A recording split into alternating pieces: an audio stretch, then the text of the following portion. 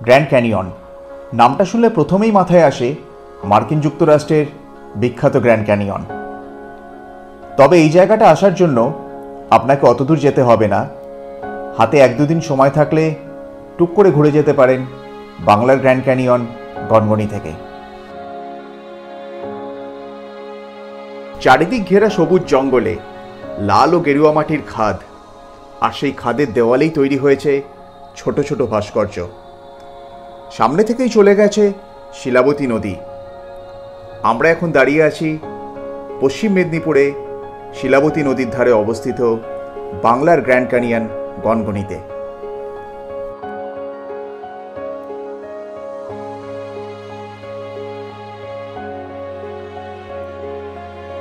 শিলাবতী নদী চলার পথে কোথাও গুহা, আবার কোথাও গিরিখাত তৈরি করেছে। স্থানীয়দের বিশ্বাস এখানের কোনো এক গুহায় বকাসুর বাস করতেন, তাকে ভীম বধ করেছিলেন এখানেই। যদিও ভূতত্ত্ববিদরা মনে করেন শিলাবতীর স্রোতে এই গভীর খাদ তৈরি হয়েছে, আর সেটা একদিনে হয়নি, হাজার হাজার বছর ধরে তৈরি হয়েছে গনগনি।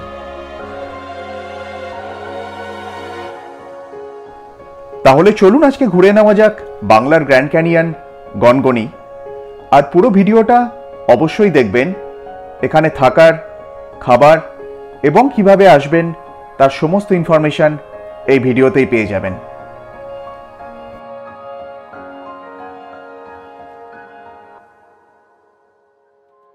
এখন সকাল 8:30 বাজে, আর আমরা দাঁড়িয়ে আছি কোলাঘাট ব্রিজে। সামনে কিছুই দেখা যাচ্ছে না, এত ঘন কুয়াশা। আজকে 13 তারিখ, আর আজকেই মনে হয় মরশুমের সবথেকে শীতলতম দিন। এইবারের ট্রিপটা আমরা বাইকেই করছি, তাই ঠান্ডাটাও বেশ ভালোই লাগছে।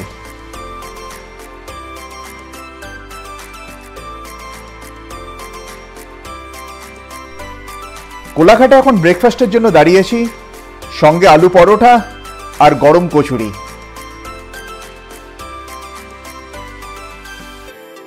ব্রেকফাস্ট করার পর শরীর যেন একটু গরম হলো।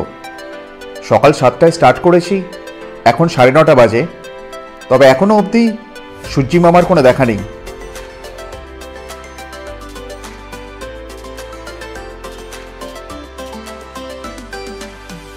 আমরা এখন যাচ্ছি শালবনির ওপর দিয়ে। রাস্তা এখানে বেশ ভালো, পুরো একদম মাখনের মতন রাস্তা। তবে সবচেয়ে ভালো খবর, সূর্যি মামা দেখা দিয়েছে।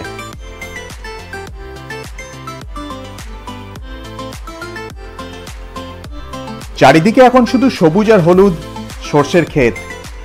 গ্রামের এই প্রাকৃতিক পরিবেশ আপনার মন ভালো করতে বাধ্য।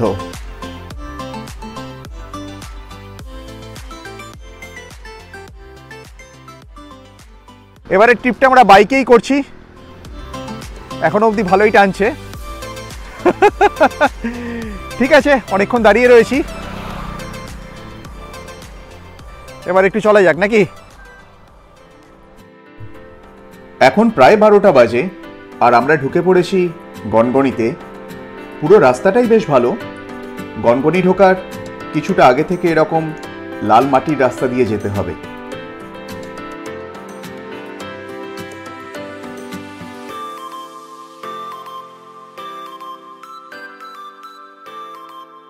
গনগনি পৌঁছে আমাদের এখন হচ্ছে মুড়ি ঘুগনি। এখানকার বেস্ট শালপাতায় খেতে দিয়েছে, আবার এটাই সব থেকে ভালো জিনিস। খেয়ে দিয়ে তারপর আমরা ঢুকবো ভেতরে।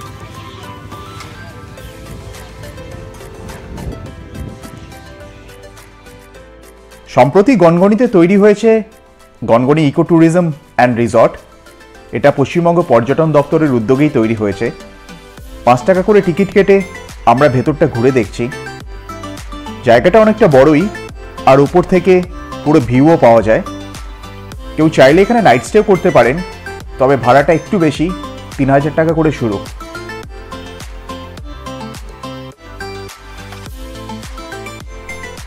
এটা ছাড়াও গনগনি ফরেস্ট অফিসের কাছে অনেকগুলো গেস্ট হাউস রয়েছে, অথবা বিষ্ণুপুরে থেকেও এই জায়গাটা একদিনেই ঘুরে যাওয়া সম্ভব।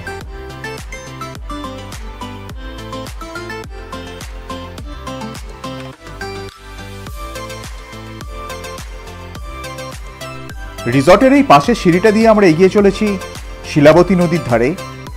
এখন আমরা পুরো জায়গাটা ঘুরে দেখব।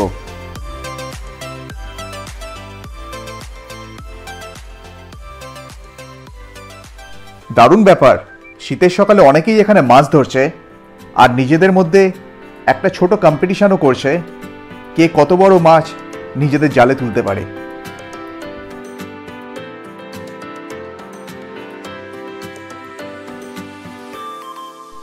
যারা পিকনিক করতে এসছে অনেকেই এখান থেকে জ্যান্ত মাছও কিনে নিয়ে যাচ্ছে।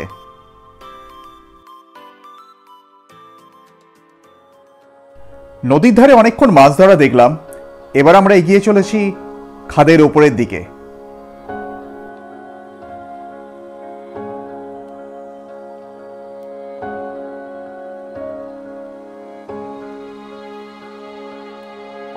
পুরো জায়গাটাই বেশ শান্ত আর নিরিবিলি, তবে এখানে আসতে হলে শীতকালে আসাই ভালো।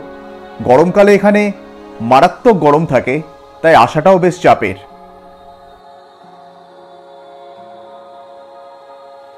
আজকের এই ঠান্ডার দিনেও আমরা রীতিমতো ঘামছি এখানে।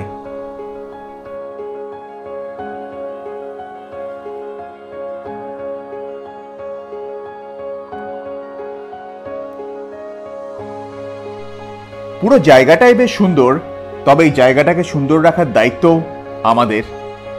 অনেক প্লাস্টিকের বোতল আর নোংরা পড়ে আছে এদিক ওদিক।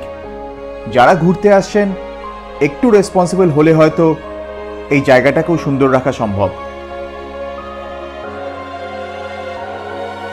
বাই রোড গনগনি এলে আরামবাগ বিষ্ণুপুর হয়ে অথবা কোলাঘাট শালবনী হয়ে আসা যায়। ট্রেনে এলে গড়বেতা স্টেশনে নামবেন আর সেখান থেকে টোটোয় চেপে চলে আসতে পারেন গনগনি।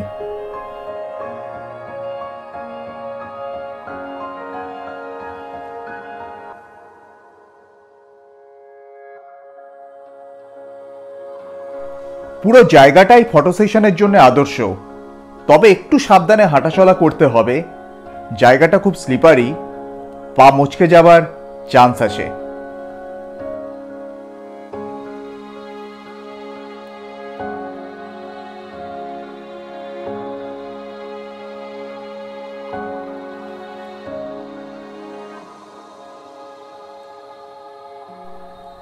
স্থানীয় ভাই সঞ্জয়ের সাথে কথা বলে জানতে পারি এখানে খুব বড় দোলমেলা হয়, যেটা বগরি দোলমেলা নামে পরিচিত, আর পশ্চিম মেদিনীপুরের সবথেকে বড় মেলা এটা।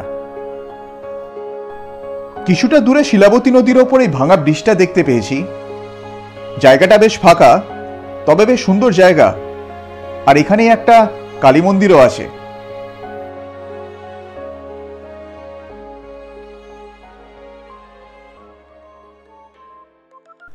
দুপুরে লাঞ্চ করার জন্য আমরা ঢুকে পড়েছি মা সর্বমঙ্গলা হোটেলে। বিষ্ণুপুর যাবার পথে রাস্তার ধারে ছোট একটা হোটেল। 50 টাকায় পেট ভরে ভেজ থালি আর চিকেন থালি মাত্র 60 টাকা। যারা এই রাস্তায় যাবেন একবার ট্রাই করে দেখতে পারেন, খাবার কোয়ালিটি দুর্দান্ত।